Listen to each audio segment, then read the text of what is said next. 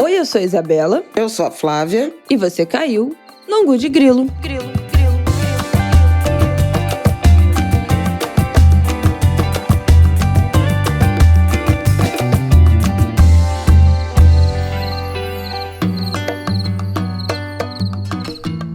Oi, gente! Boa terça-feira pra você. Angu de Grilo 190 no ar. Está chegando o nosso episódio 200, hein? O que vai acontecer? Aceitamos sugestões, tá, queridos? Bom, vamos lá. Tudo bem, Flávia, com você? Eu tô gripada. Rouca, né? Não tô muito de boa, não. E mal-humorada também, angulers. Se preparem para este angu.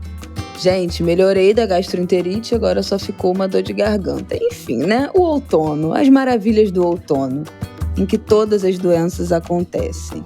Vamos que vamos. Saúde para todos nós. Bom, vamos para esse angu. A gente vai abrir falando sobre economia. Flávia brilhando aqui. Vamos bater um papo sobre economia.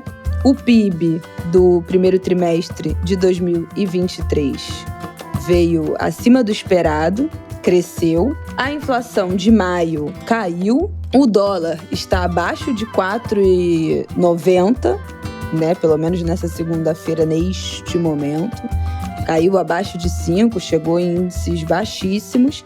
Então vamos começar falando um pouco da economia e o que isso nos aponta aí para esse segundo semestre de 2023. Depois vamos falar sobre meio ambiente. Vocês viram, né, que na última semana teve uma nuvem de cinzas que deixou algumas cidades dos Estados Unidos em sépia, né? Não foi nem só escurecido, mas a cidade ficou laranja, ficou amarela, por uma nuvem que veio de incêndios no Canadá. Isso já aconteceu, né, no Brasil. Lá naquela época das queimadas do Pantanal, aconteceu em São Paulo. E tem aí um indicativo de que o El Niño, que é esse fenômeno climático desse ano, vai ser... Ia falar um palavrão, não posso, mas assim, que vai ser sinistro. Então vamos também falar disso. Tem uns dados também novos sobre o desmatamento da Amazônia no ano passado pra gente relembrar. E aí, no nosso último bloco, um pop-up aí pra semana. Semana passada foi mais tranquila, que teve o feriado. Mas essa semana já temos algumas coisas para acompanhar e vem reforma ministerial. Ainda pequena, o que tudo indica, mas algumas mudanças aí já estão para acontecer. Então, vamos que vamos. Bom, vamos começar falando de economia então. E, Flávia, o PIB do Brasil cresce 1,9% no primeiro trimestre de 2023. Então, um saldo positivo, acho que acima do esperado, não é isso? Bem acima. Vamos ouvir você falar sobre isso. E a inflação, o IPCA, né, que é o que mede a inflação do país, ficou em 0,23 em maio desse ano. Então, caiu, menor do que abril. Em abril tinha sido 0,61. Em comparativo a maio de 2022, a maio do ano passado, tinha sido 0,47. Então, 0,23 no mês passado. Também inflação em queda. Dólar a 4,87, não é isso que você tinha me informado ainda há pouco. E tudo caminhando bem, né? O que isso significa pra gente? Eu acho que todo mundo, um parêntese antes da gente começar, acho que todo mundo percebeu, pelo menos no mercado, a gente fala tanto aqui de inflação dos alimentos, a inflação dos alimentos, falamos tanto isso durante esses últimos anos, né, e também na pandemia, todo mundo percebeu uma queda do preço dos alimentos. É muito gritante. Outro dia eu fui no mercado com o Rafael, a gente fez uma compra grande. Cara, e foi, sei lá, eu acho que 1/3 mais barato do que seria há um tempo atrás. Então, caiu demais o preço da carne do frango. Frango, gente, o que a gente pagou de frango na pandemia é uma coisa impressionante. Isso é uma coisa que eu acho que todo mundo está conseguindo observar, né? Vira e mexe, viraliza também no Twitter o preço do óleo. Alguém falando, comprei um óleo por R$4, comprei um óleo por R$3. O óleo que já custou mais de 10, né, nos últimos anos. Acho que isso também está perceptível. E aí você ia falar conosco de como isso aí pressiona para uma queda da taxa de juros. Não é isso? É isso. Bom, quero me desculpar pela minha voz, porque realmente, depois da enfermaria que foi aberta aqui em casa na semana passada, com Aida no primeiro, Isabela Martin. Eu caí, passei o feriado gripada, folguei, consegui descansar, mas não me recuperei totalmente, ainda tô com a voz muito ruim e ainda com aquele resquício de tosse que, nossa, é muito cansativo, realmente me tira o humor. Antes de falar de inflação, viva Santo Antônio, hoje é dia de Santo Antônio, né? 13 de junho, é a abertura aí das datas festivas dos Santos Juninos.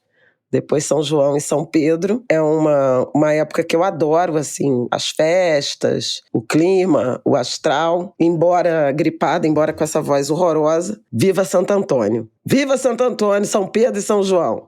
Ver se melhora. Agora, o que eu acho o que eu acho importante a gente falar sobre essa questão da economia é que tem um conjunto de indicadores convergindo para resultados positivos que podem, de fato, melhorar o clima, né? A gente fala de expectativa da economia, ou seja, adicionar um tanto de otimismo às pessoas, aos consumidores, aos empresários, e isso pode se refletir numa também melhora do ambiente político, no sentido de o governo ter mais, e portanto Lula, ganhar um pouco mais de poder de barganha a reboque da popularidade. Isso não aconteceu, o país ainda continua muito polarizado, mas economia é chave para isso. E as últimas 2 semanas, especialmente nessa virada do mês de maio para junho, tem sido muito fértil em boas notícias.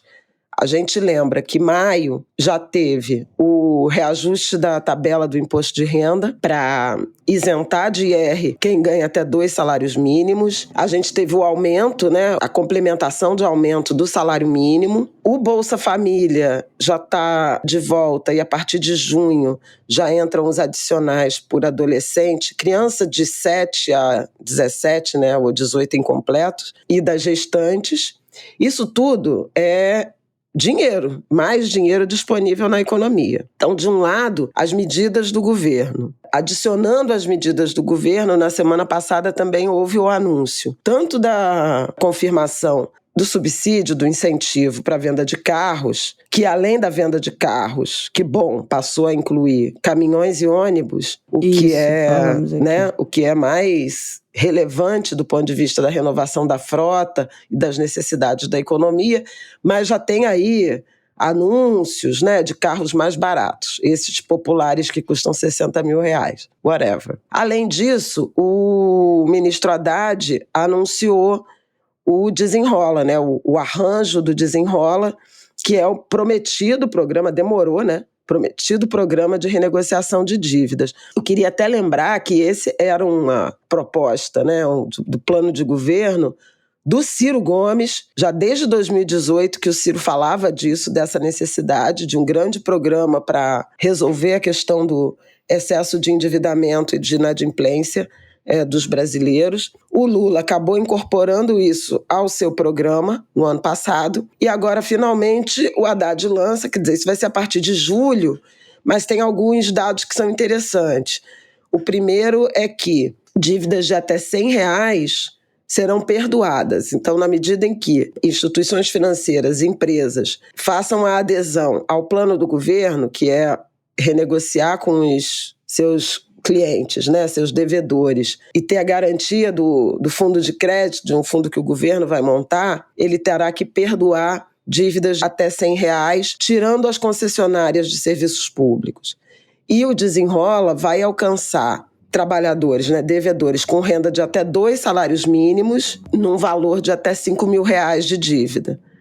A conta é que pode passar de 30 milhões de pessoas, de devedores beneficiados com isso. E, obviamente, tem dois desdobramentos, um político e um econômico. Político é Lula querendo alcançar essa classe média baixa, né? Que, ok, votou nele, né, em alguma medida, os negros, as mulheres e tal, mas eu lembro do Renato Meirelles, do Instituto Locomotivas, numa conversa com a Natuza, na Tuzaneri no assunto, ele dizendo que também tem uma concentração de evangélicos nesse grupo de faixa de renda, que são, obviamente, foram, né, muito resistentes à candidatura do Lula, e isso pode também melhorar a visão, a imagem, né, de governo a partir dessa renegociação de dívida. Então, assim, e do lado econômico, a renegociação de dívida te abre espaço para mais consumo. Você equaciona o que você deve em parcelas fixas e tal, vai saindo da tragédia financeira e, obviamente, esperamos que com um pouco mais de educação financeira, de planejamento, seja possível que essas pessoas se endividem novamente e isso, claramente, estimula, né, a engrenagem econômica. Mais consumo é mais produção, é mais venda, que dá mais consumo, que dá mais emprego. Enfim, uma roda virtuosa. O endividamento é um problema grave do ponto de vista da economia, porque impede novos endividamentos e mina, né, a capacidade financeira, o orçamento, o equilíbrio orçamentário das famílias, mas endividamento tem muitos desdobramentos em saúde mental, em depressão, em problemas de relacionamento, de casamento, de separação, de briga, de violência doméstica. Então, eu acho que é importante também a gente chamar a atenção para essa equação, se ela vingar, a equação de resolver o endividamento, ela terá desdobramentos também na convivência, nas relações pessoais e familiares, e isso é até maior do que o efeito, quer dizer, do meu ponto de vista, né, de valorização, é até maior do que o efeito na economia propriamente. A última coisa que eu queria falar desse conjunto aí de medidas que podem ter conexões com a economia, antes de falar rapidamente do PIB e da inflação, foi o relançamento do Farmácia Popular. Agora, com o conjunto de remédios gratuitos para os beneficiários do Bolsa Família, o que é bacana você ter essa interseção, né, do programa social com a saúde, né? Acho que são 40 medicamentos e fralda também, mas assim, medicamentos para diabetes, para hipertensão, para osteoporose, vai ter distribuição gratuita de pílula anticoncepcional, o que também é algo importante do ponto de vista dos direitos sexuais e reprodutivos. Sim. E, obviamente, o Farmácia Popular, ele também se conecta com alguma melhora de qualidade de vida e algum alívio de renda, na medida em que seja ou de graça para alguns, ou a metade, até 90% de desconto para outros, porque a gente tem muita gente com doença crônica, hipertensão, diabetes, por exemplo, muitos idosos, e boa parte da renda dos idosos vai para remédio. Seja a aposentadoria deles, que é gasta com isso, seja filhos, netos, irmãos, sobrinhos e tal, que acabam bancando o remédio dos seus idosos. Então, você tem uma política pública que passe a oferecer medicamentos de graça, né, os mais usados de graça, ou a um preço muito baixo, subsidiado, isso também é boa notícia, quer dizer, é boa notícia na saúde, é boa notícia no bem-estar social e pode ser boa notícia na economia, porque libera dinheiro para outros gastos. Dito isso, quer dizer, isso tudo que eu falei é um pouco uma análise do quanto as políticas sociais, né, elas alcançam também a engrenagem econômica. Para a gente pensar que é só dinheiro a fundo perdido, é só gasto. Não é gasto, é também uma forma de estimular a engrenagem econômica, que tem apresentado resultados surpreendentemente positivos para muitos, a partir do resultado do PIB no primeiro trimestre, que teve muito a ver com a produção agropecuária, principalmente a soja. A agricultura cresceu mais de 20% no primeiro trimestre. A agropecuária no PIB tinha uma base baixa, deprimida, mas o fato é que efetivamente houve um salto de produção. Isso ajudou muito ao resultado final da economia. O investimento começando a se recuperar, o consumo das famílias ainda não tão potente por conta de tudo isso que eu mencionei, dos efeitos da inflação, do mercado de trabalho e do endividamento, a indústria andando meio de lado, e aí o incentivo aos automóveis e tal tem muito a ver com tentar ativar a indústria, mas foi um primeiro trimestre muito melhor do que se esperava do ponto de vista da economia, a ponto de economistas, né, dentro e fora do governo, estarem recalculando as suas projeções para melhor. Então, Haddad já tinha falado, o ministro da Fazenda já tinha falado que esperava um crescimento maior, na faixa de 1,9%. Simone Tebet, ministra do Planejamento, já fala em crescimento acima de 2%. E muitos bancos, consultorias, estão revendo as estimativas em razão desse bom desempenho do PIB. No Boletim Focus, aquele do Banco Central que a gente sempre fala, as projeções para o PIB desse ano estão subindo há 5 semanas seguidas e nessa segunda alcançaram 1,84%, quer dizer, 1,84% está encostando nos 2% de fato, e há 4 semanas essa mesma projeção era 1,02%. Então veja que realmente teve uma mudança de expectativa. O mesmo em relação à inflação. A Isabela falou da percepção dela de uma inflação menor. O IPCA de maio veio muito abaixo do que se esperava, a ponto de a inflação acumulada em 12 meses, ou seja, se o ano tivesse terminado em maio, a inflação teria sido de 3,94%. Abaixo de 4% e bem abaixo do teto da meta de inflação. Por isso, essas duas variáveis, a inflação em queda e a economia mais forte, ou seja, sem gerar inflação, pressiona sem dúvida alguma por uma queda mais rápida, né, da taxa de juros. O dólar também está indo muito bem, né, abaixo de R$5 já de forma bastante sustentável. A gente viu que a Petrobras fez aquela alteração na fórmula de cálculo dos combustíveis e isso também deu um alívio para o gás, deu um alívio. O petróleo também está super sob controle e com o dólar em queda, isso tira pressão por reajuste aqui dos combustíveis no Brasil. E isso vai aumentando a pressão sobre o Roberto Campos Neto, porque o Copom vai se reunir nos dias 20 e 21 de junho, mas a expectativa ainda é de que não tenha queda de juros nessa reunião. A queda viria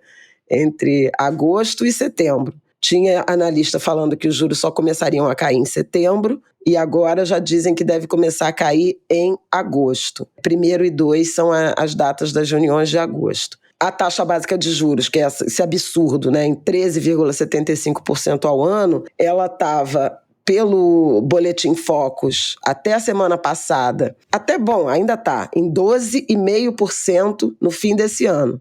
Então cairia pouco. Mas já tem vários analistas trabalhando com a taxa em 12%. Então, no fim do ano. Porra, mas só no fim do ano?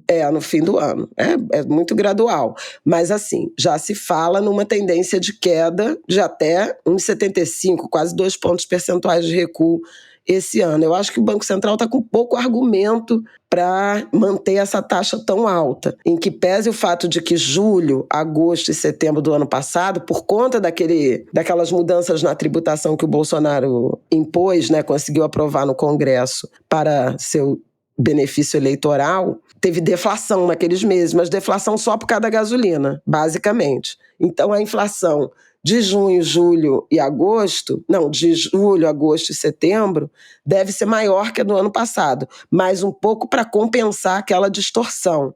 Então a inflação ainda deve subir um pouco no acumulado, mas as condições para a redução da taxa de juros, elas estão postas, né, do ponto de vista macro. O Senado deve aprovar o arcabouço fiscal entre essa semana e semana que vem, provavelmente na semana que vem, e aí você tem elementos que estão dando muita tranquilidade para o Haddad trabalhar, né? Ele que assumiu num ambiente de muita tensão, de muita desconfiança, é agora a grande âncora do governo. E aí, para fechar mesmo, depois desse imenso panorama desses elementos, quer dizer, se você tem um alívio, uma melhora nos indicadores, nas condições macroeconômicas e a população percebe esse alívio, ele tende a se transformar em aumento de popularidade para o governante. E essa é uma notícia que pode ajudar o Lula na queda de braço que permanece, né? A relação com o Congresso continua sendo muito tensa, muito tensionada por barganha projeto a projeto, MP a MP, essa tensão que a gente já comentou, né, que vem com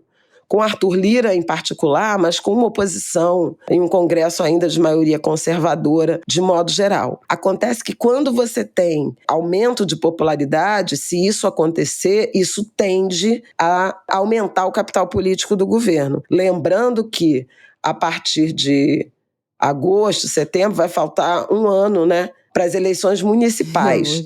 E, obviamente, um governo com recursos e popular, ele acaba arregimentando, né, aliados, apoios, e acho que vale a pena a gente acompanhar, então, indicadores macroeconômicos, popularidade e, a partir daí, a possibilidade de arranjos políticos mais bem amarrados, né, mais fixos. É isso. Eu acho que nada a acrescentar, só aguardar o que vai acontecer, se a economia vai se manter assim e a queda da taxa de juros, que é tão aguardada por essa podcaster aqui Pois no Ângulo de vai Grilo. ser tipo, tetra.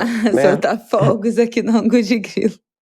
Em comemoração. Mas assim, o Roberto Campos Neto está cada vez mais isolado e pressionado, sim, né? Por isso. E a gente falou aqui, é um clamor muito grande, alguns ângulos passados da carta, né, que ele tinha soltado pelo Copom, muito dura, que não ia, tipo assim, pode se estribuchar aí, pode se estribuchar aí que eu não vou fazer nada, mas assim, tá ficando encurralado, né? Não tem muito o que fazer, não faz o menor sentido. Então, vamos ver qual vai ser a declaração quando ele resolver, como é que vai ser essa fala aí de ter que botar o rabo entre as pernas. Como é que vai ser distensionar, né? Pois é. Reconhecer que não dá mais, meu amigo. Agora você ficou sem saída. Eu acho importante esse assunto, o comportamento do Banco Central, mas, sobretudo, essa análise. Queria muito que vocês, Angulers, se concentrassem em alguma reflexão, percebessem alguma reflexão sobre o quanto política social pode ajudar a economia. Não é sobre gasto somente. Eu acho isso super importante. A gente tem um debate que é muito empobrecido em relação à política social, no sentido de pensar a política social de um jeito... isso é filantropia, é assistencialismo. E quando, na verdade, a política social de transferência de renda, de desconto ou entrega de medicamentos, né, o próprio salário mínimo, eles significam mais dinheiro, mais renda disponível para as famílias. Isso é consumo, isso é economia ativada. Que a gente olha muito os macros, né?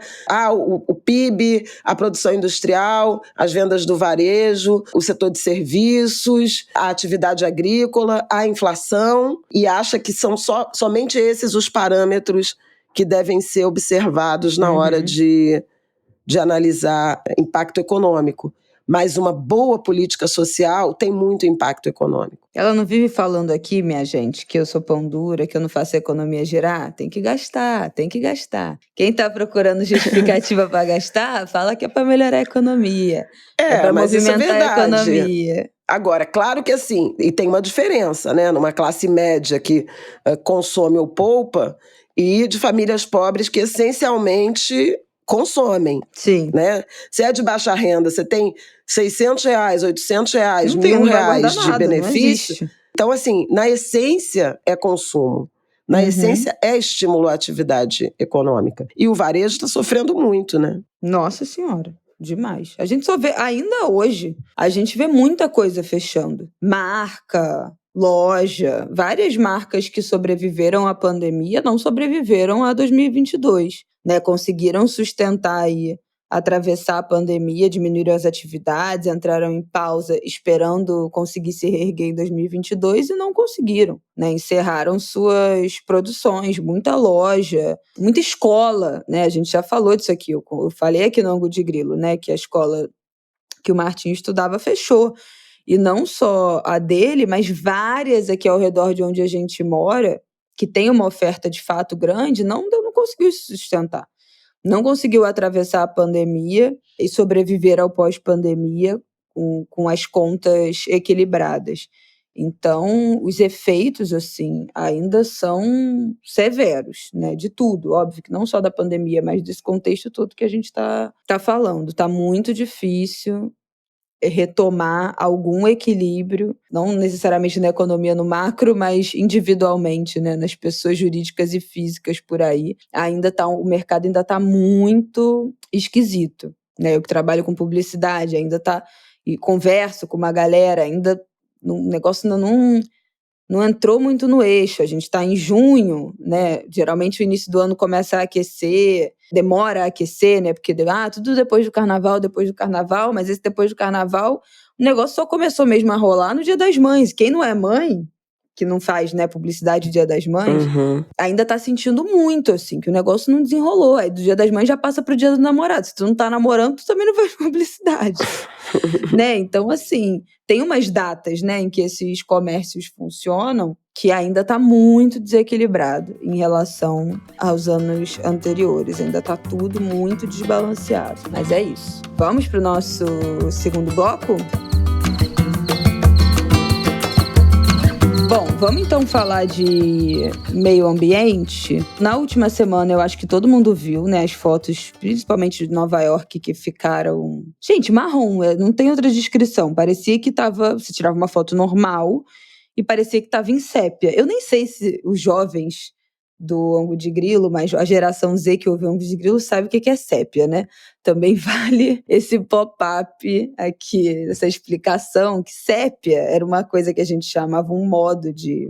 Eu acho que na minha época já era um modo de fotografar, você podia escolher fotografar uma foto em sépia, mas eu acho que poderia ser talvez um modo de revelação de foto, que era, ao invés de ter a foto colorida, a foto preto e branco, e a foto sépia era como se fosse uma preto e branco, mas marrom. Era como se fosse tons de marrom, amarronzado, amarelado. E aí, se você vê as fotos de Nova York da semana passada, estavam completamente em sépia, e não era efeito das câmeras. O que aconteceu foi um incêndio florestal no Canadá, que, enfim, chegou, né, os ventos levaram até Nova York, chegou a cruzar o Atlântico e chegou do outro lado do oceano. A Noruega detectou também resquícios dessa fumaça lá do outro lado, né, em outro continente. E o que acontece? As queimadas lá no Canadá, por conta da seca dessa época do ano, são relativamente comuns, né? É esperado ter uma época de seca em que a floresta se queima espontaneamente. Aqui no Brasil, geralmente isso é em setembro, né? O nosso pico, quem lembra, a gente viveu isso lá em 2019, né? Essa época muito intensa do período das queimadas em setembro, que também teve agravantes de queimadas provocadas, mas é um período em que essas queimadas naturalmente acontecem pela secura do meio ambiente. E no Canadá, esse pico é em julho.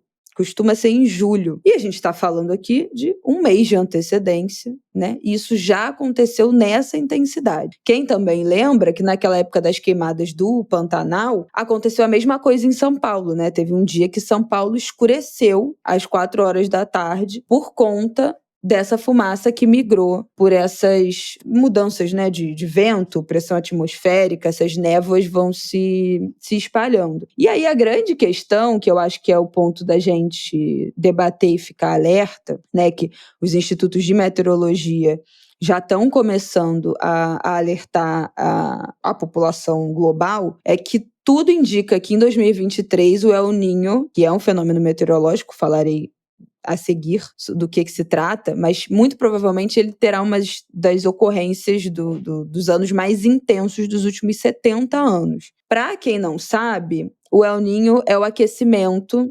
anormal e persistente do Oceano Pacífico na linha do Equador, que aí vai até a costa inteira da América do Sul, até lá no meio do Pacífico. As águas ficam mais quentes, isso começa a acontecer no segundo semestre do ano, fica pelo menos meio grau Celsius acima por um longo período de tempo, de pelo menos 6 meses. Aqui no Brasil, o que costuma acontecer com o El Niño é a seca do norte e do nordeste e o aumento de chuva na região sul. Porque como o oceano fica quente, isso também interfere, né, nas massas de ar quente e de ar frio, na pressão atmosférica, tudo aquilo de meteorologia que eu não entendo, apesar de achar muito interessante. Não entendo muito, entendo pouco, mas tem o El Niño, né, que é o que chove resfria o mar, chove no nordeste e no norte, e o El Niño que dá a seca. Então eles são Laninha, não é El Niño, é Laninha. E aí tudo indica que o El Niño esse ano vai ser mais forte. Isso pode causar problema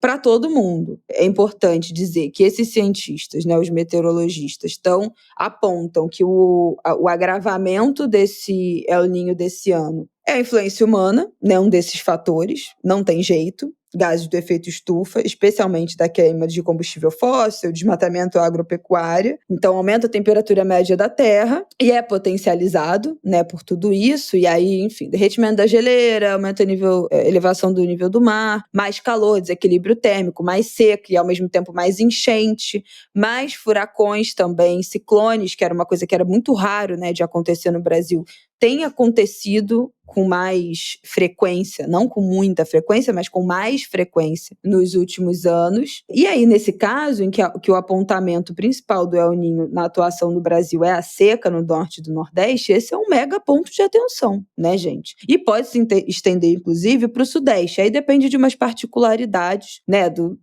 da imprevisibilidade do meio ambiente. Mas o alerta já é para essa possibilidade de uma estiagem mais longa do que o esperado no norte e no nordeste, o que sempre é causa de preocupação. Você quer complementar, Flávio, com alguma informação até o momento? Não, eu quero porque isso está acontecendo no meio de um debate importante sobre a questão do enfrentamento ao desmatamento, no enfrentamento à emergência climática aqui no Brasil, né? A gente está vendo do marco temporal que a Câmara aprovou, está preso no Senado e o Supremo vai decidir, quer dizer, o julgamento foi interrompido na semana passada, mas ministro André Mendonça, que pediu vista, já era mais ou menos esperado, prometeu entregar o voto antes da saída da ministra Rosa Weber, porque ela gostaria de entregar isso, né?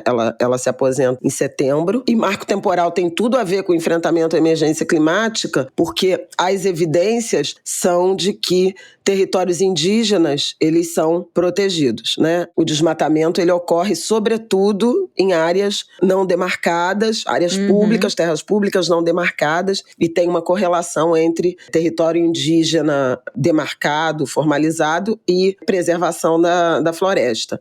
Além disso, tem a votação, a mudança, né, de desenho dos ministérios, que a gente comentou na semana passada, algo atenuada pelo anúncio do pacotão de meio ambiente, com a Marina Silva bastante empoderada. O Lula vetou o artigo da Mata Atlântica, mas veja que a gente está no meio desse debate. O petróleo na Foz do Amazonas, então a gente está no meio de um debate sobre como efetivamente o Brasil quer e vai se posicionar, vai responder a essa agenda, principalmente a partir do desmatamento. E aí a gente está tendo, fora do Brasil, evidências dramáticas, né, dessas mudanças, que eu acho que contribuem para um debate sério em relação a isso. Inclusive, do ponto de vista de como os países ricos, caso, por exemplo, dos Estados Unidos, do Canadá, de países europeus, vão efetivamente se posicionar na direção de proteger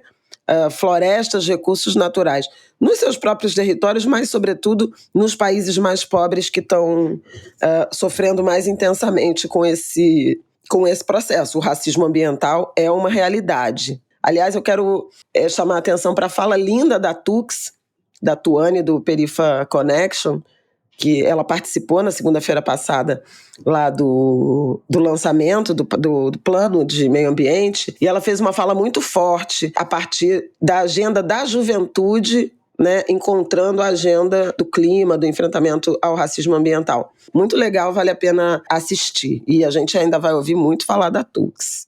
Caso dinheiro com isso. Tomara! Então a gente tem, na semana passada, o Lula cobrando, inclusive, mencionou a COP de 2009 em que os países ricos se comprometeram a destinar 100 bilhões de dólares ano para compensação, né? Enfrentamento à emergência climática para países pobres, e dinheiro nunca foi dado. Lá se vão 14 anos. Então é grave, porque é preciso, como a gente comentou aqui na semana passada, eu acho importante repetir, a gente sabe o que pode render em termos de recursos financeiros imediatos uma exploração de petróleo numa área como a foz do Amazonas. Mas ninguém precifica quanto vale não explorar esse petróleo e preservar esse território. E o debate é fundamental nessa direção, porque o que também alimenta a destruição, a degradação, é justamente um impedimento que não encontra dignidade para a vida das pessoas que moram nas localidades. Então, assim, no Canadá está todo mundo muito assombrado, né? A temporada de incêndios, que é uma combustão espontânea, né? Incêndios espontâneos florestais. O auge é julho e agosto. Começou em fim de abril, a gente chegou agora, na semana passada, no maior número de focos de incêndio florestal. O Biden chegou a oferecer para o Trudeau, primeiro-ministro canadense, ajuda americana para ir lá combater os incêndios, em razão das consequências que chegaram a Nova York, Washington, como a Isabela falou. E a gente lembra, o Brasil viveu isso em 2019 com o Pantanal e a Amazônia, principalmente as queimadas, né, os incêndios no Pantanal alcançando o céu de São Paulo e material particulado, que tem consequência em termos de doenças respiratórias, processos alérgicos, no caso de Nova York, impediu aula, prática de esportes, né, teve restrições a isso, mas afora o que a gente está falando que já vimos no Brasil e do que aconteceu agora, vamos lembrar da Austrália também, acho que 2019, 2020, foram bilhões de espécies, né, de animais queimados. Foi uma tragédia ambiental gravíssima, que inclusive resultou na produção de um relatório que o governo australiano disponibiliza para o mundo inteiro em relação a medidas de enfrentamento. Lá foi gravíssima a crise e o Canadá pode ser isso. Então, assim, acho que tem vários alertas de que é preciso encarar a preservação do meio ambiente de uma forma séria e urgente. É preciso pensar em políticas de desenvolvimento que privilegiem isso, o uso responsável dos recursos naturais, a preservação de florestas, de águas, de oceanos. Semana passada também foi, além do Dia do Meio Ambiente, foi o Dia dos Oceanos, e a gente tem visto o quanto de descaso há no que diz respeito à proteção das águas. E eu ouvi, acho que foi no Fantástico de ontem, um cientista dizendo que a gente está entrando na era do fogo, que é o equivalente à era do gelo, né, para o planeta. Então a gente tem total noção do que foi a era do gelo para a vida no planeta Terra. Então é fundamental popularizar esse debate, né, trazer esse debate para a nossa realidade, para a realidade das famílias, das comunidades, dos municípios, dos estados, do país, porque é algo gravíssimo e no limiar do fim da resiliência. E como a Isabela falou do El Niño, quer dizer, quando se a gente tiver, né, esse impacto de uma seca rigorosa no norte e no nordeste, enchentes violentas no sul, né, você tem impacto na economia, na sociedade, né, na questão social e na economia. Seja na questão social, porque pode significar quebra de safras, então você tem questões na produção de alimentos. No caso do excesso de chuvas, também produz danos, né, à produção agrícola. Não preciso nem falar dos riscos, né, das ocupações das encostas e todas as tragédias que a gente experimenta em razão disso, da má qualidade da ocupação urbana desordenada, da má qualidade habitacional. Então é fundamental que prefeituras, que estados, que governos pensem já que a situação a partir do segundo semestre vai se agravar e é preciso ter planos de enfrentamento a isso, afora outras agendas mais macro, de acordos, de modelos de desenvolvimento. Também é preciso estar preparado em relação a como reduzir os danos às populações mais afetadas, que são invariavelmente gente pobre, gente preta, mulheres, crianças, indígenas, ribeirinhos, quilombolas. Eu acho que a grande questão é essa, porque a gente falou tanto, né, lá em 2019, quando teve a história do Pantanal, sobre a falta de preparo para lidar com aquela situação, a demora na resposta, a falta de equipe para lidar com as queimadas. Como não teve como é que é a palavra, meu Deus? Mas assim, uma preparação, né? Prevenção. Uma prevenção. Um plano de prevenção, isso. Um plano de prevenção para aquela que, enfim, todo ano, vai ser o ano que só piora, né? A questão do meio ambiente, a queimada, enfim. E se esse ano tem um alerta aí com 3 meses de antecedência, de que será um ano, talvez um dos piores, ou o pior nos últimos 70 anos, dessa seca no Norte e Nordeste, tem até um alerta nessas matérias também da questão da energia, né? Uma seca muito baixa pode prejudicar a performance de hidrelétrica. Então, como é que faz também em relação à energia no país, né? Que é dependente da água. A gente já lembra disso, né? Não é tão antigo assim. Aquela seca enorme que teve em São Paulo, que teve racionamento. Né? Que todo dia era, meu Deus, e desceu mais 1 milímetro. Paraná também. É verdade.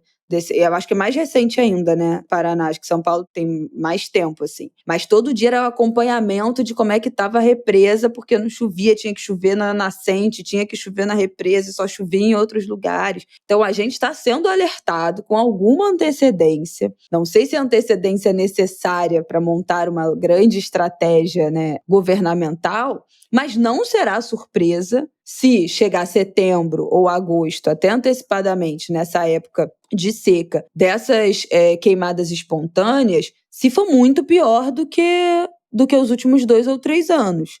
Então, assim, não dá para chegar lá na frente e falar, meu Deus, a gente não imaginava que isso ia acontecer. Então, tem que ter algum plano de prevenção, né, de resposta rápida para essas queimadas, para não devastar tudo, como foi em 2019, e também para essa questão da água, essa crise hídrica que pode vir. A gente, inclusive, um dos primeiros angus de grilo da história foi não sei o que lá e crise hídrica, que foi bem lá atrás, que também pode ser uma consequência dessa seca. Então, tá dado o alerta, tá? Depois, lá na frente, vocês vão falar, eu ouvi no angu de grilo há não sei quantos meses atrás que ia ser assim. Então, a gente já está falando aqui para todo mundo ficar ligado na cobrança. Quando isso começar a pipocar mais na frente, todo mundo lembrar e saber que se a reação a esses fenômenos for atrasada, não for suficiente e terá sido negligência, não terá sido falta de alerta. Então, exatamente. Tá todo mundo sabendo. Então, a hora de montar as estratégias é essa. Bom, última coisa que eu queria falar, dos dados, novo levantamento do MAP Biomas, está lá no G1. Acho que só para complementar aqui o que a gente falou, que do desmatamento em 2022 nos biomas brasileiros. A Amazônia e o Cerrado acumulam 90% do desmatamento em 2022. Só na Amazônia foram derrubadas cerca de 21 árvores por segundo. Uma coisa assim, tenebrosa. É uma cresceu absurda. 22% em 2022, superando 2 milhões de hectares destruídos em um ano, que seria equivalente a 90% do estado de Sergipe. O estado de Sergipe é sempre parâmetro, né, para essas bases de comparação. Então, esse é o relatório, são dados do relatório anual do desmatamento no Brasil, do MAP Biomas. O dia com maior área desmatada em 2022 foi 25 de julho, com quase 7 mil hectares desmatados, isso seria o equivalente a 8.400 campos de futebol. Então, assim, gente... É uma loucura, gente. É uma tragédia. E o gráfico, né, se você vê o gráfico de área desmatada entre 2019 e 2022, 2022 foi o recorde, né? Quase dobrou em relação a 2019. 2019 foi 1.200.000 hectares em área desmatada e 2022 foram 2.060.000 hectares. Então saiu de 1.200 para 2. Uma tragédia. Só aumentou. O levantamento também indica que esse desmatamento foi uma atividade executada em larga escala. A divisão seria mais ou menos 230 hectares por hora, né? Então, isso numa velocidade de devastação mesmo, né? Não é acaso, não é a natureza se regenerando, não é as queimadas espontâneas, não é nada disso. De todos os biomas, o que se manteve mais estável foi a Mata Atlântica, que foi pauta outro dia, né? Com a história aqui do Ângulo de Grilo, na história das regras de afrouxamento da proteção da Mata Atlântica, que o Lula já anunciou que vai vetar, né? Se passar, vai ser vetado. Tudo indica que a agropecuária foi responsável por quase todo o desmatamento do país, acima de 95% do desmatamento é responsabilidade da agropecuária. Em algumas áreas do Pará também teve uma concentração de alertas que o garimpo foi o responsável, né, por esse desmatamento. Então, assim, nada muito diferente do que a gente está acostumado a ouvir, mas os dados racionalizam, né? Esses que são essas nossas impressões. O Pará foi líder nesse ranking de desmatamento entre os estados, seguido pelo Amazonas, e em terceiro lugar, o Mato Grosso. Acho que bem autoexplicativo também, né? Esses estados, baseado no que a gente estava falando aqui de garimpo, de agronegócio, faz todo sentido, né, com o discurso. Infelizmente, faz todo sentido com o discurso. Acho que é isso, então fiquemos atentos aí aos próximos meses, porque a situação climática não será das melhores e a gente precisa se preparar para enfrentar isso. E cobrar, né? Com certeza. Sobretudo cobrar. E punirei. Isso que a Isabela falou também é importante, porque é o cerrado, né? O desmatamento até caiu um pouco, os dados do governo mostram uma queda na Amazônia, mas o cerrado houve um grande aumento. E isso tem correlação, sim, também com produção agropecuária, produção agrícola sobretudo, né? É absolutamente fundamental levar esse debate adiante. E o marco temporal, ele envolve essencialmente disputa por terras no Centro-Oeste. Nada é por acaso. Sim, total. Bom, então vamos lá para o nosso último bloco, pop-ups aí para a semana e arrematar esse episódio. Vamos. Bom, eu acho que o grande pop-up dessa semana para a gente ficar de olho é a questão da reforma ministerial. Né? A ministra do Turismo, tudo indica que vai ficar com Deus, né? Daniela, que era conhecida como Daniela do Vaguinho, a gente falou tanto disso, né, gente, aqui nas eleições. Os angulers que chegaram antes do segundo turno das eleições, a gente falou disso, ele já falou nas eleições e falou no ângulo de grilo da posse também, aqueles do final do ano nessa escolha dos ministros, a importância que teve aqui no contexto Rio de Janeiro, né, do apoio do Vaguinho em Belfor Roxo, Daniela, que agora não chama mais Daniela do Vaguinho, mas até outro Daniela dia Carneiro. Se intitulava assim, né? O nome social dela era Daniela do Vaguinho. Como a gente falou aqui, como foi importante esse reduto aí de apoio ao Lula na Baixada e como é que essa gratidão aí se expressou, né, com a escolha da Daniela para o Ministério do Turismo. E o ministro de Comunicações, é o Juscelino Filho, que também é um quadro da União Brasil.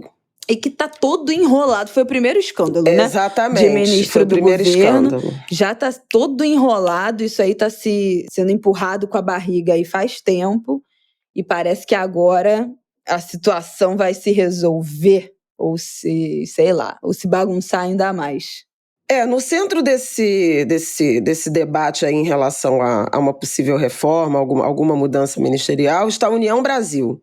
Porque o União Brasil, ele integra, né, a base do governo, tem 3 ministérios. Tem o Ministério da Integração Regional, com o Valdez Góes, tem o Ministério das Comunicações, com o Juscelino Filho, e o Ministério do Turismo, com a Daniela Carneiro, Dani do Vaguinho, deputada mais votada, né, do Rio, deputada federal. Acontece que nenhum dos 3 representam o União Brasil. Então foi uma bola fora digamos assim, da articulação política. A Daniela estava na cota pessoal do Lula, a Isabela já explicou, por essa relação com o prefeito de Belford Roxo. Os outros dois, tanto Juscelino quanto o Valdez, foram indicações do senador Davi Alcolumbre, do Amapá, que inclusive está na história também, junto com o Randolph, da defesa lá do petróleo na foz do Amazonas. Acontece que o Alcolumbre é um senador importante na casa, ele é o presidente da Comissão de Constituição e Justiça, da famosa CCJ, mas ele não controla o partido e muito menos controla o partido na Câmara. O Juscelino é ligado a ele e teria, inclusive, o apoio da bancada dos deputados. Mas o Valdez Góes, por exemplo, ele não é do União Brasil, ele é do PDT. E ele foi indicado como sendo cota do Davi Alcolumbre do União Brasil no Ministério. Então tem uma confusão aí. A outra coisa, parece que ele vai sair do PDT para ir para o União Brasil, mas não necessariamente. Bom, contempla o Alcolumbre, mas o Alcolumbre objetivamente tem 2 ministérios, supostamente da cota do União Brasil, que não representa o partido. O ministro que assumiria turismo seria o Elmar Nascimento, que é do União da Bahia, mas ele foi vetado pelos caciques baianos do PT. E aí virou a Daniela. Só que a Daniela do Vaguinho não é um quadro, né, de expressão no partido, e a gente lembra que o União Brasil é a fusão do DEM com o PFL, ou com o PSL, que elegeu Bolsonaro, então é um saco de gatos também.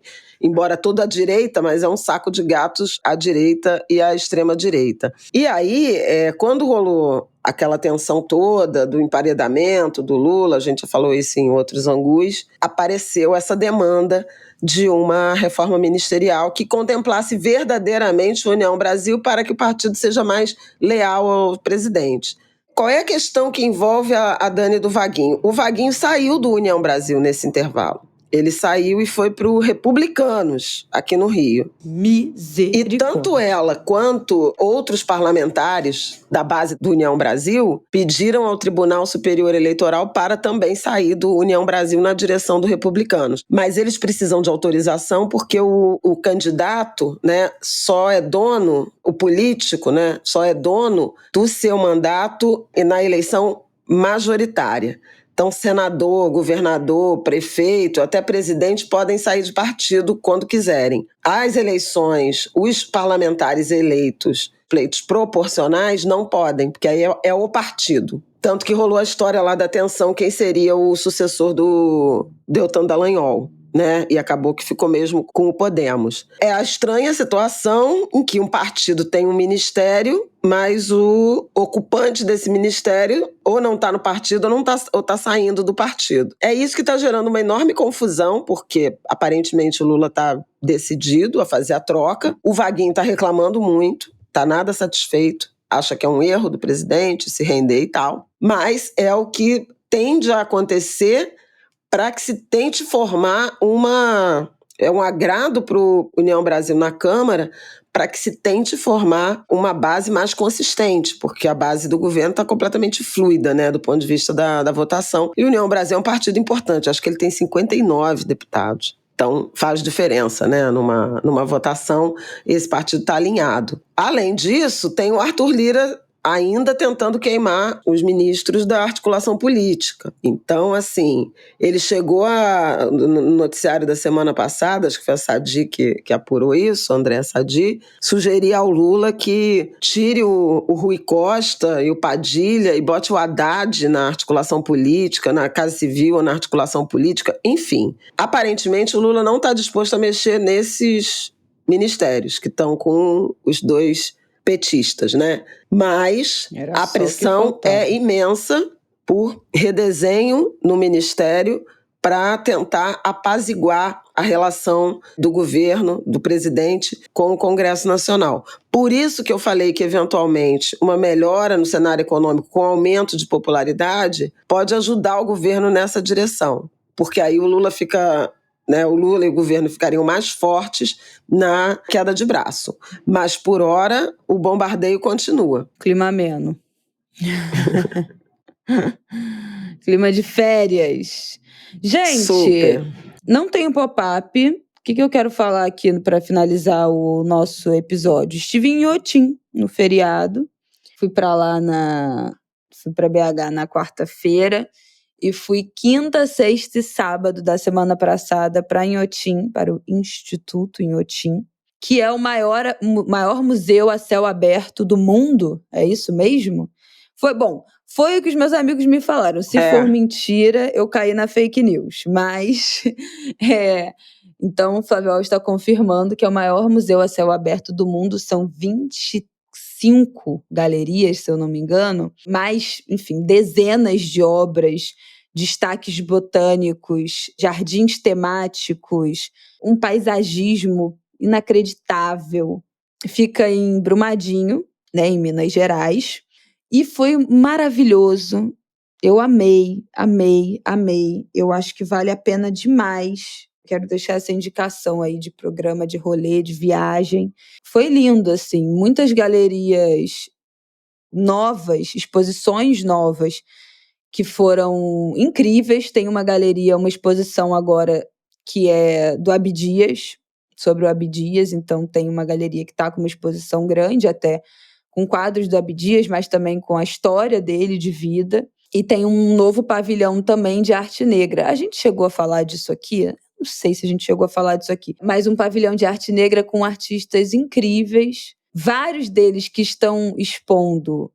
Ainda está rolando um defeito de cor? Tá. No mar? Então, bom.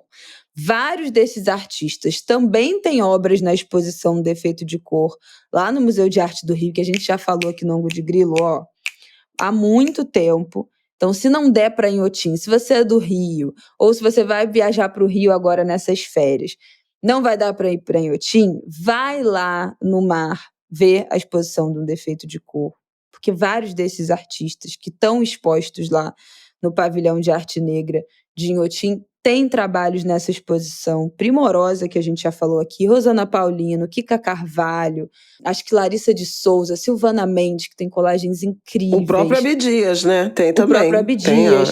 O Bastardo também estava como individual no mar. Eu ainda não sei exatamente se tá, mas se não tiver, vocês vão atrás de conhecer o trabalho dele. Teve uma grande polêmica com o Maxwell Alexandre em torno de Inhotim nos últimos meses, mas que resultou nele abrir o pavilhão dele ali em São Cristóvão, que eu falei também lá no nosso episódio de apoiadores, e já citei aqui no Rio de Janeiro também, o pavilhão Maxwell Alexandre com trabalhos dele. Olha, mas assim, obras primorosas, incríveis, eu amei. O mar tinha amor, então para quem tem criança é um passeio que vale a pena.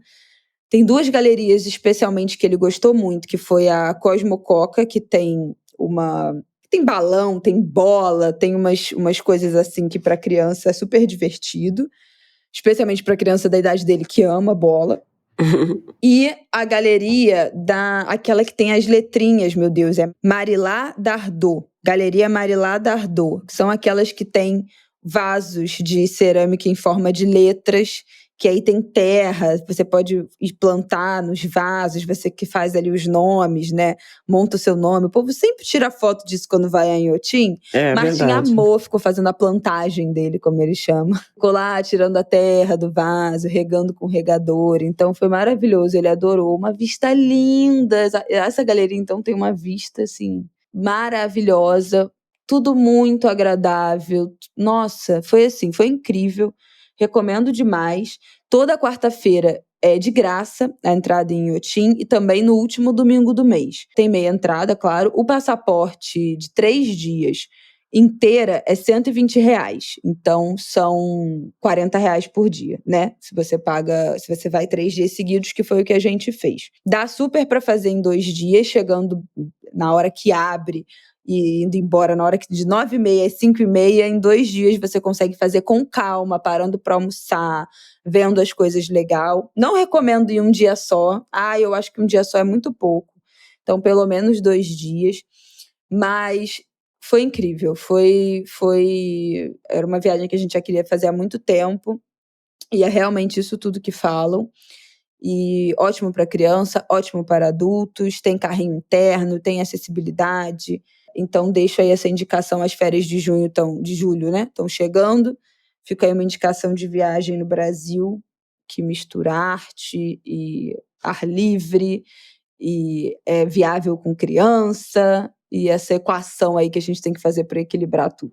Ai, vale muito, nossa. Mais alguma coisa que você queira indicar, querida? Eu quero indicar um novo disco da Marina Iris, muito maravilhoso, chama Virada. Virada é uma canção linda dela, já muito reconhecida, mas ela tá com esse trabalho maravilhoso. É uma cantora de samba, uma sambista excepcional. E a gravação de Virada, que é uma canção que eu amo, composição dela, ela canta em dueto com Péricles. Que, assim, Péricles é o novo Emílio Santiago pra mim, sabe? É uma voz, é a voz, né? É um cantor, assim, excepcional e é lindo. É linda essa canção. Cantar. Não, eu ia cantar. Não, mas minha voz tá muito ruim, não vou cantar, não. Não vou cantar, não vou fazer isso. Agora. Não vou fazer. Não vou fazer, não. Eu quero recomendar isso. Que mais? Na série de bobeira... Bobices, como a gente fala com o Martin, estreou a 3ª temporada de... Casamento às Cegas. Não, que Casamento às Cegas? Isso aí eu já superei. Imóveis... Esqueci o nome do negócio. Eu adoro série de imóvel, arquitetura, não sei o quê. É um de corretores imobiliários da França. Nossa, que específico. Essa eu nem sei qual é. É a família... Cara, é muito divertida essa série. É um casal... Imóveis de luxo em família? Imóveis de luxo em família, exatamente.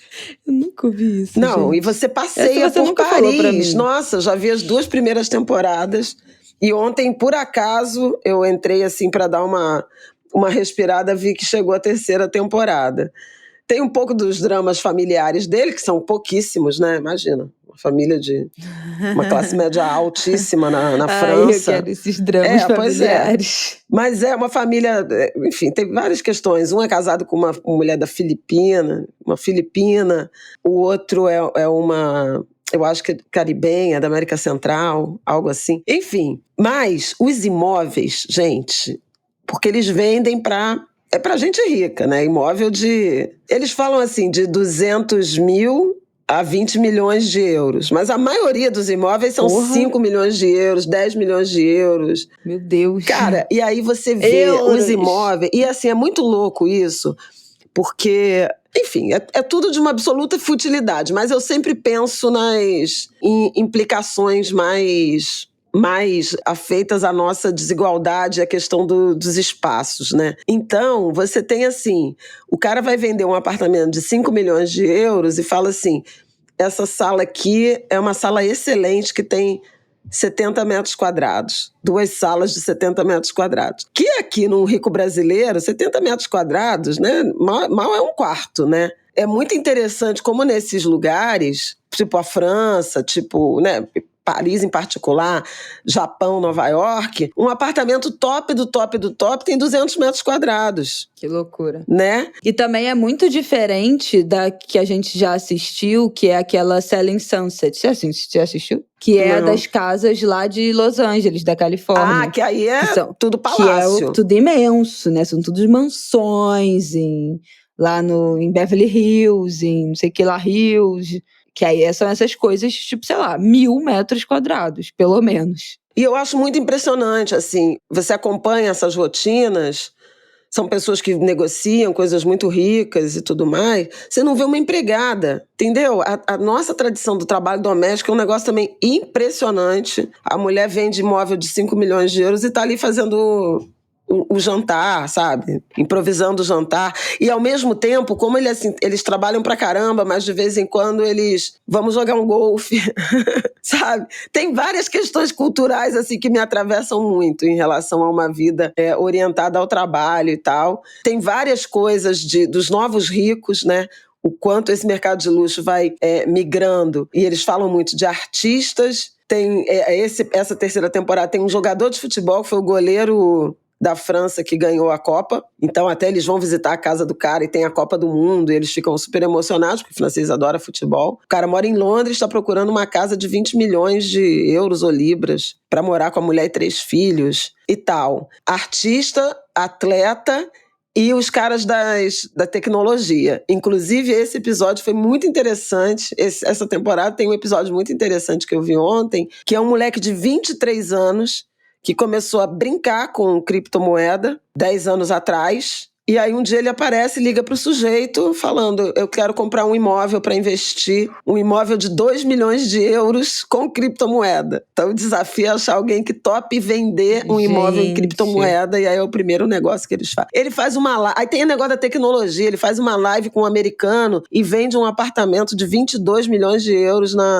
em Paris. Uma live? Numa live. Uma mulher de Nova York assiste a live e fala: tô interessada no apartamento. Passa o contato e ele vende ela sem visitar, ela compra o apartamento de 22 milhões de euros. Mas é um negócio, gente. Tem apartamento que eu não precisaria visitar pra comprar. Se tu vê uma foto, tu fala: gente, eu preciso visitar? Cara, mas é muito interessante, Será que eu vou ter uma dúvida? assim. Não sei se eu gostei dessa parede aqui nesse lugar. Ai, acho que eu aumentaria essa cozinha. Tem apartamento que não precisa visitar. Se tu tem o dinheiro, minha filha. Não, tem uma louca que chega e fala, ela vai todo ano, ela é franco-americana, mora na costa oeste, mora na Califórnia, e ela vai, todo ano ela passa o verão ali, acho que é Saint-Tropez, o lugar. E eles ficam num iate. Mas esse verão, vai a família dela toda e ela precisa de uma casa. Aí ela contrata o cara para alugar uma casa para ela em 24 horas. Aí ele, qual é o orçamento? 200 a 300 mil euros por 2 semanas. Gente... eu amo ver essas coisas de rico. Eu porque amo é tão também. Fora da realidade. Aliás, na semana passada que eu falei da série do Obama... não, foi pro episódio de apoiadores, né? O Obama até fala disso, das mudanças no mundo do trabalho, das mudanças nos valores da sociedade, como o cinema na origem tratava da classe trabalhadora e os ricos eram excêntricos, e a partir dos anos 80 e 90 você começa a ter a vida dos ricos retratadas em séries como Dallas, e depois você vem Wall Street, os filmes, né, que valorizam o mercado de ação, acumulação de dinheiro, não sei o quê, e isso vai passando a ser um valor enquanto o trabalho é desvalorizado. Muito interessante também, mas enfim, é porque eu vejo esses troços pensando em várias questões familiares, financeiras, a própria forma como nunca parece dependência de empregada, sabe? Nos imóveis que eles oferecem. E é tipo, gente que quer ter muito filho, que tem muito filho, 4 filhos. Um dos caras vendeu a .com dele lá por uma startup por 1 bilhão. Os caras são ricos. Ricos. Não, mas só um PS nisso que você falou, que foram 2 coisas curiosas que eu vi nos últimos tempos, que você falou do negócio de, mesmo os milionários, não sei o que, não tem essa relação com o trabalho doméstico que a gente tem aqui no Brasil. É óbvio, quando a gente tá falando, né, gente, de milionário, bilionário, essas pessoas em algum grau têm pessoas que trabalham na casa deles. Sei lá, Beyoncé não tá lá lavando banheiro, entendeu? Não tá passando, fazendo a comida dela todos os dias, se descabelando pra dar comida pros 3 filhos. Isso aí todo mundo sabe, mas é uma relação que é diferente da que a gente tem aqui no Brasil. E aí, nos últimos tempos, a Rihanna, em 2 situações, eu fiquei tipo, cara, isso é realmente muito diferente. Quando ela foi fotografar a capa da Vanity Fair, eu acho que foi a capa que ela finalmente mostrou o rosto, né, do filho, tem depois os bastidores, né, dela chegando no lugar de gravação, que foi numa praia, né, o set onde eles tiraram a foto, e aí chega o marido, né, o pai do bebê, o A$AP Rocky, e o filho com a mãe dela, a quem tava acompanhando eles, né, os pais. Vovó Paba. Vovó. Foi tipo a vovó lá com o neto chegando e Rihanna, tipo assim, Rihanna, entendeu? A Rihanna é a mãe dela que tá lá com o neto nessa situação de trabalho. Não estou dizendo que a Rihanna não tem uma babá. Com certeza tem, né? Porque ela trabalha, fez o Super Bowl, fez não sei o quê. Mas você vê a presença também dessa configuração familiar na criação da criança, o que não está posto para os ricos brasileiros, né? E a outra situação também que ela postou tem um casal riquíssimo que vai de... procurar um imóvel. Eles são de uma coisa de hotelaria, não sei o quê, moram em Hong Kong. Mas aí resolveram que eles viajam muito, eles queriam ter um lugar em Paris para receber os amigos. Não sei. Aí quando eles vão visitar, tá a mãe do cara, a sogra, que vai levar as crianças na pracinha. São riquíssimos, mas não tinha uma babá, também é uma avó. É muito interessante o tamanho dos espaços, do que é riquíssimo. no aniversário de 1 ano do filho da Rihanna, que foi agora em maio, ela postou uns vídeos depois, e era ela na festa com a bandejinha de cupcake, dando os cupcakes pras crianças. Tipo assim, não tinha garçom na festa, a Rihanna tá de garçonete? Claro que tinha garçom na festa, mas, né, a mãe da criança tava ali na festa do filho, dando os docinhos pras crianças. Num papel de mãe, né? Nesse lugar de ser humano normal, né, de comum. E eu acho que a Rihanna, eu acho que eu gosto tanto da Rihanna porque ela é uma pessoa que, ela é bilionária, né, isso já foi inclusive noticiado, mas eu acho que também por ela ser latino-americana, né, por ela ser de Barbados, ela tem uma informalidade, uma espontaneidade, uma latinidade que é muito diferente de muitas estrelas da música pop que são americanas, né, que são mais produzidas, que são mais engessadas, sei lá, de alguma forma. Eu acho ela muito escrachada, muito espontânea, assim. Desde, enfim, de muito tempo, né? Vídeo dela quando vai em Barbados parando no meio da estrada para comprar milho, no cara de milho que ela comprava quando era adolescente, morava lá, comendo milho na beira da estrada, já sendo a Rihanna, né? Dela zoando com os amigos fazendo isso, comida em casa com os amigos dela e ela cozinhando, os amigos cozinhando. Então tem uma espontaneidade, uma naturalidade também dessa rotina que eu acho que é muito diferente de algumas dessas estrelas. É por isso que I love Rihanna.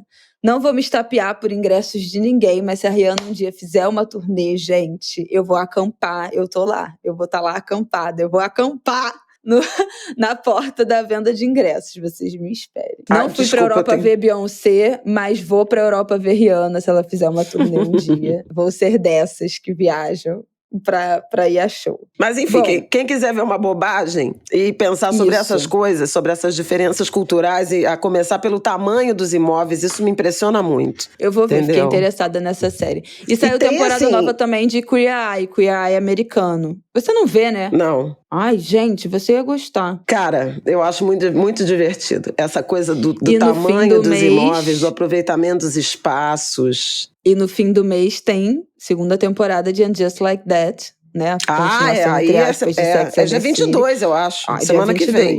Dia 22 já é semana que vem. Meu Deus! Que isso? Daqui a 10 dias. Também conhecido como quarta-feira, esse pode ser o nosso próximo episódio de apoiadores, né? A gente assistir. Pode. E falar disso, que a gente ama.